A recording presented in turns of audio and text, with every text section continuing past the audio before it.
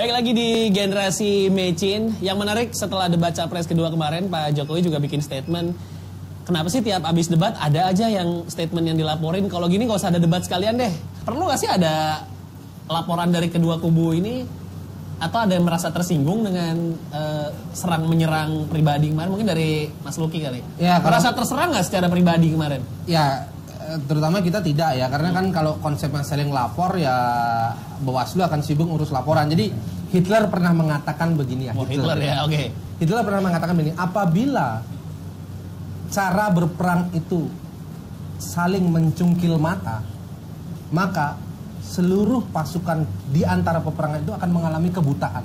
Jadi jangan seperti itu, dan menurut saya ini seperti yang tadi saya sampaikan, pandangan-pandangan setiap pemerintahan, pandangan setiap pimpinan itu memang memiliki cakrawala yang berbeda. Ini ada video dari beberapa politisi juga di debat kemarin di TKP, di lokasi yang langsung protes ke KPU saat itu.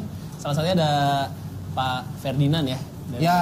Ini bentuk spontanitas atau memang merasa tersudutkan dengan pertanyaan Pak Jokowi? Saya kira gini. Yang terjadi di lapangan itu kan ingin mengklarifikasi, jangan terus menyerang pribadi gitu. Oke. Ya, karena apa? Karena debat ini debat kenegaraan kan begitu. Jadi pandangan kearifan diskusi itu sebaiknya marilah kita membahas persoalan-persoalan yang menjadi persoalan yang dapat dikonsumsi secara luas atau kenegaraan gitu. Jadi itu pendapat saya, dan milenial itu tidak suka persoalan-persoalan seperti itu, karena milenial menginginkan ya, terutama sesuai dengan topiknya Patra dan teman-teman Jak TV, generasi mecin gitu. Dia pingin langsung, ini makanan gurih nggak sih gitu.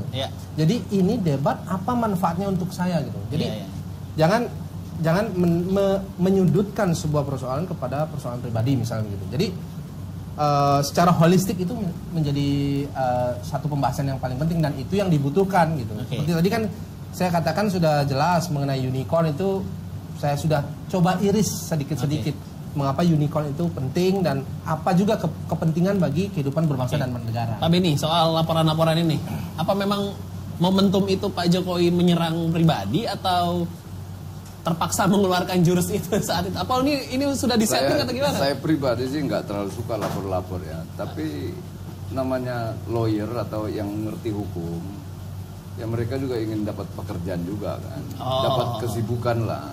Cari panggung maksudnya. Jadi ya bisa aja cari panggung, termasuk kawan kita Ferdinand kan. Jadi maksud saya biar aja lah diproses secara hukum kalau memang ada laporan. Ya, saya kira itu udah jalur tersendiri aja. Cuman kalau pribadi ditanya, ya saya kira kaum milenial pun tidak terlalu suka lah. Gimi-gimi yang gitu-gitu ya kan. Udah capek kita yang gitu-gitu. Iyalah, itu apa itu. Udah tinggal 2 bulan lagi udah lah. Substansial aja lah. Ya. Betul. Enggak, kedua capres ini aja nggak ada masalah. Kenapa kok yang lain harus ribut sendiri? Itu dia. Oke, habis ini saya punya pertanyaan yang sangat mengganggu di kepala ya dari debat capres kemarin. Ada yang paling berseberangan itu soal infrastruktur. Ada yang bilang infrastruktur untuk rakyat atau rakyat untuk infrastruktur. Menurut Pak Jokowi ini untuk jangka panjang, tapi menurut oposisi jangka panjang ini bebannya terlalu berat untuk rakyat.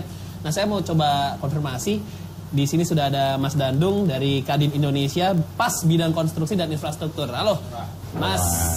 Silakan duduk, Mas. Silakan duduk. Silakan duduk. Gimana kabar? Sudah ngopi duluan ini? Iya udah Pak. Kita udah ngopi dari tadi. Boleh hitam, hati harus putih. Ini seragamnya sepertinya sudah baru nyampe nih, Pak Beni. Gak apa-apa, masuk aja Pak. Makasih Mas. Mas Beni nggak ada jaket ya? Oh, tidak ada jaket ya? Ntar bagi-bagi jaket. Oh, bagi jaket. Oke. Mas Dandung. Siap. Sama persis pertanyaan saya. Pasca debat capres kedua yang diperdebatkan soal infrastruktur. Masing-masing mengklaim infrastruktur untuk rakyat atau rakyat untuk infrastruktur. Dari Mas Dandung gimana? Oke, terima kasih Mas. Jadi kalau kita ngomong infrastruktur, ini mungkin kalau saya menganggap storytellingnya kurang nice, kurang cakep gitu. Di debat kemarin? Iya, jadi gini, kita udah paham dari data apapun gitu bahwa daya saing infrastruktur kita rendah dan sebagainya. Dibandingkan dengan negara tetangga gitu kan. Jadi artinya kebutuhan infrastruktur itu mutlak gitu. Cuma yang selalu disampaikan, dinarasikanlah di publik bahwa ketika ngomong infrastruktur, misalnya jalan deh, bangun jalan tol sekian ribu gitu.